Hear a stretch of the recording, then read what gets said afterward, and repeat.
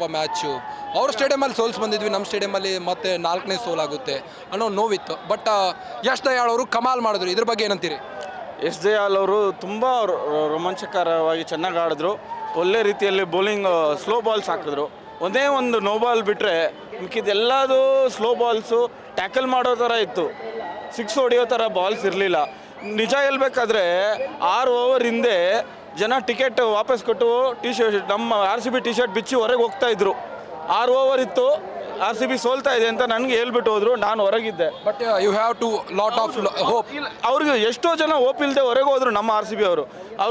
ಅವ್ರಿಗೆಲ್ಲ ಶಾಕ್ ಆಗಿರುತ್ತೆ. ಇವಾಗ ನಮ್ಮ ಟೀಮು ಕೊನೆ 6 ಓವರಲ್ಲಿ ಪುಲ್ಲಪ್ ಮಾಡಿದೆ. ಯಾವಾಗಲೂ ಬಾಯಿಗೆ ಬರೆಸಿ ಗೆಲ್ಲೋದು ನಮ್ದು RCB ವಾಡಿಕೆ. ಇದ್ರ ಬಗ್ಗೆ ಏನಂತೀರಿ? ಯಾವಾಗಲೂ ನಾವು ರೋಮಾಂಚಕರವಾಗಿ ಥ್ರಿಲ್ಲಿಂಗ್ ಆಗಿ ಫೈನಲ್ ಓವರಲ್ಲೇ ಗೆಲ್ಲೋದು.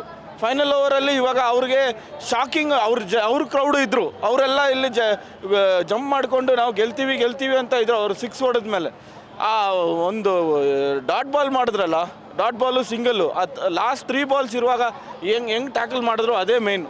Yash Dayal really talented bowler. ಇವತ್ತು ಶಪಡ್ ಬಗ್ಗೆ ಮಾತಾಡಬೇಕು. ಶಪಡ್ ಅವರು ಕೂಡ ಕಮಾಲಾಗಿ ಬ್ಯಾಟಿಂಗ್ ಆಡಿದ್ದಾರೆ. 14 ಬಾಲಲ್ಲಿ 50 ಹೊಡೆದಿರುವಂಥದ್ದು ಇದೊಂದು record. First Yashasvi Jaiswal, second ನಮ್ಮ ಶಪಡ್ ಅವರು ಇದ್ದಾರೆ royal challengers Bengaluru, and then orange cap ಸಹ ನಮ್ಮ ವಿರಾಟ್ ಕೊಹ್ಲಿಗೆ ಬಂದಿರುವಂಥದ್ದು. ಇದ್ರ ಬಗ್ಗೆ ಏನಂತೀರಿ? ಶಪಡ್ ಅವರು ಒಂದು ಗುಡ್ ಫೈಂಡು, ಗುಡ್ ಟ್ಯಾಲೆಂಟು. ಇವಾಗ 14 ಬಾಲಲ್ಲಿ 53 ರನ್ ಹೊಡೆದಿದ್ದಾರೆ ಅಂದರೆ ಅದೇ ಮೇನ್ ಚೇಂಜ್ ಓವರ್ ಆಗಿದ್ದು match.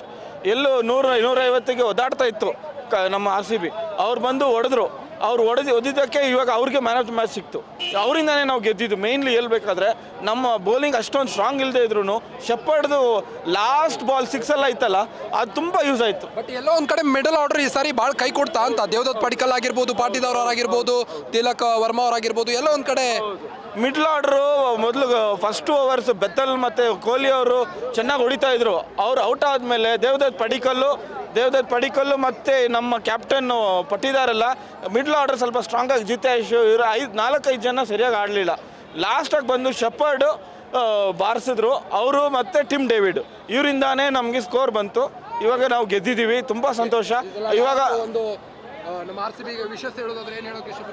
RCB almost already play ಆಫ್ಸಲ್ಲಿ ಇದೆ. ಪ್ಲೇ ಆಫ್ಸಲ್ಲಿ ಟಾಪ್ 2ಗೆ ಬನ್ನಿ, ಟಾಪ್ 2 ಇಂದ ಫೈನಲ್ಸ್ಗೆ ಹೋಗಿ. ಫೈನಲ್ಸಲ್ಲಿ ಈ ಸಲ ಗೆದ್ದು ಬರಬೇಕು. ಹೆಂಗೆ ಒಂದೆರಡು ಸಲ ಫೈನಲ್ಗೆ ಹೋಗಿ ಅನಿಲ್ ಕುಂಬ್ಳೆ ಅವ್ರು ಹೆಂಗೆ ಸೋತು ಬಂದರು ಆ ಟೈಮಲ್ಲಿ ಲಾಸ್ಟ್ ತುಂಬ ಫೈಟ್